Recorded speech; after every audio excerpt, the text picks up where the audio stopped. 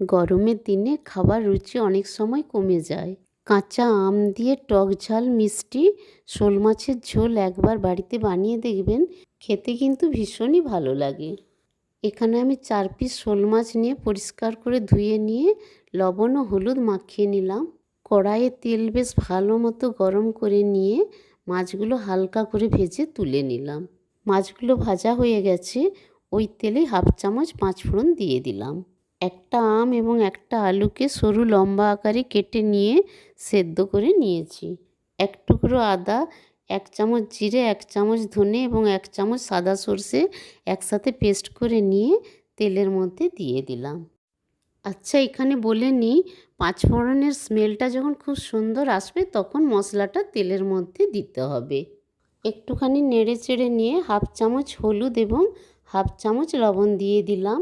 এরপর মশলাটাকে 2-3 মিনিট ধরে খুব ভালোভাবে কষিয়ে নিতে হবে। মশলাটা কষতে কষতে মশলা থেকে যখন তেল বেরিয়ে আসবে, সেই সময় 1 টুকরো দারচিনি ও একটা ছোট এলাচকে একটুখানি থেতো করে মশলার মধ্যে দিয়ে দিতে হবে। আগের থেকে সেদ্ধ করে রাখা কাঁচা আম এবং আলু মশলার মধ্যে দিয়ে দিলাম। 2টো কাঁচা লঙ্কা দিয়ে দিলাম। লঙ্কাটা আপনারা আপনাদের ইচ্ছে অনুযায়ী দেবেন। আচ্ছা, আমি এখানে আলু দিয়েছি, আপনারা চাইলে আলু নাও দিতে পারেন। সমস্ত কিছু খুব ভালোভাবে কষানো হয়ে গেছে। এরপর 1.5 গ্লাস মতো গরম জল কড়াইয়ে দিয়ে দিলাম। এরপর ঝোলটাকে আমি গ্যাসের ফ্লেমটা মিডিয়ামে রেখে 3-4 মিনিট ফুটিয়ে নেব। তাতে আমের টক ভাবটা ঝোলের মধ্যে বেরিয়ে আসবে। 3-4 মিনিট ঝোলটা ফুটে গেছে।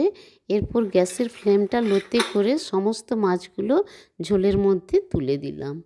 ঝোলটা আরেকটুখানি ফুটিয়ে নিয়ে 1 চামচ মতো চিনি দিয়ে দিলাম। আমের টক ভাবটা কতটা কি থাকে সেই অনুযায়ী চিনিটা দিতে হবে।